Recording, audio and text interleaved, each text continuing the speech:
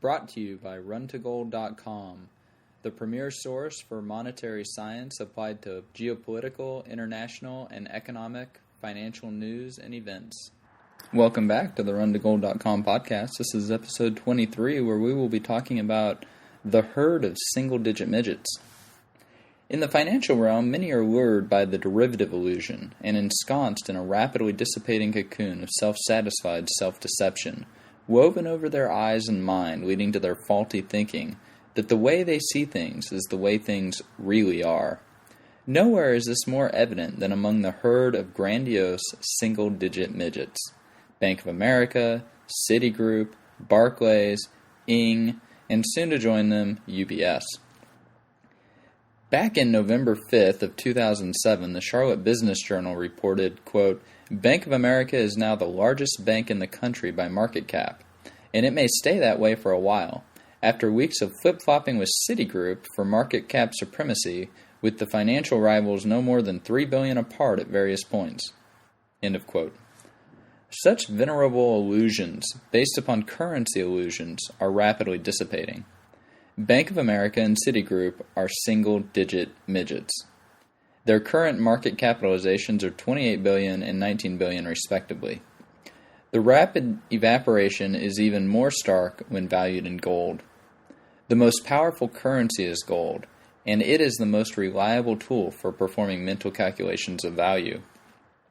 During the first stages of the Great Credit Contraction, the former behemoths Bank of America and Citigroup have shrunk to become a mere 10% of the current assets of the five oil majors, Exxon, Chevron, Total, BP, and ConocoPhillips. Other former behemoths, like Bear Stearns, Lehman Brothers, Washington Mutual, IndyMac, etc., have evaporated into the annals of history. I am still amazed the oil majors have not bought gold and emptied the COMEX of every bar. When my 17th of December 2008 article was published, gold was a mere $8.50 an ounce, and would have accounted for a mere 0.36% of their current assets. Remember, at all times and in all circumstances, gold remains money and cannot evaporate like corporate deposits at Citigroup or Bank of America. I reiterate that the oil majors should buy and demand physical delivery of every registered and deliverable COMEX gold bar. This will help insure them against the rapidly evaporating banks that are becoming and have become single-digit midgets. On my article, How the Treasury Bubble Will Burst and Why at Seeking Alpha, I received a comment from Alan Brogstein, a CFA and fellow Gold Standard contributor at Seeking Alpha, who provides analytical services for hire. He said, quote, Trace, sorry, but this makes absolutely no sense. This is not surprising considering his 8th of December 2008 article, Own Gold, Time to Fold, where he stated gold remains a sucker's bet.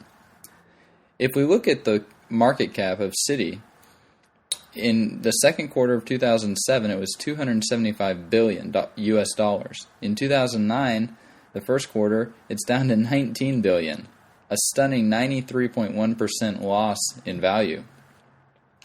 But if you look at its market cap in terms of gold ounces, it's down 95.3%. While America has her own banking problems, the rest of the Western world has theirs. Eastern Europe's problems are epic and threaten the entire financial system even as we speak, which is another reason to own physical gold. The entire herd of single-digit midgets have somehow convinced the politicians they are important. All of them are rapidly evaporating. Why are so many countries making the stupid decisions to bail out the banks, these single-digit midgets? At the IMN Real Estate Investment Conference, during the keynote, Henry Cisneros, a former HUD secretary and an Obama sycophant, remarked, quote, we must have large regional banks like J.P. Morgan, Bank of America, Citigroup, and etc. Why? Humanity survived for thousands of years without large regional or national banks. The world is not going to end if they evaporate. What is the point of bailing out rapidly evaporating institutions? For example, Citigroup has already received more than twice its market cap in TARP funds. The derivative black hole will vaporize whatever illusory currency reaches the event horizon. As the mentor in C.S. Lewis's short but masterful The Great Divorce taught, all hell is smaller than one pebble of your earthly world, but it is smaller than one atom of this world, the real world. Fiat's jaws are rapidly shrinking, and eventually will be unable to bite even the smallest gold atom. The great credit contraction continues to grind on, and the increasingly irrelevant single-digit midgets continue evaporating. Eventually, these soon-to-be worthless single-digit midgets will become at the most footnotes in the annals of history. The current price of the monetary metals, while rising, in a few years will be considered extremely cheap.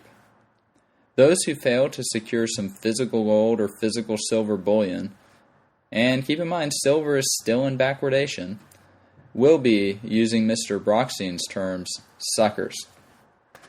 So I hope you have protected yourself and your assets, and this has been the 23rd episode of the RunToGold.com podcast. Thanks for listening. You've been listening to the RunToGold.com podcast, the premier source for applied monetary science on the web.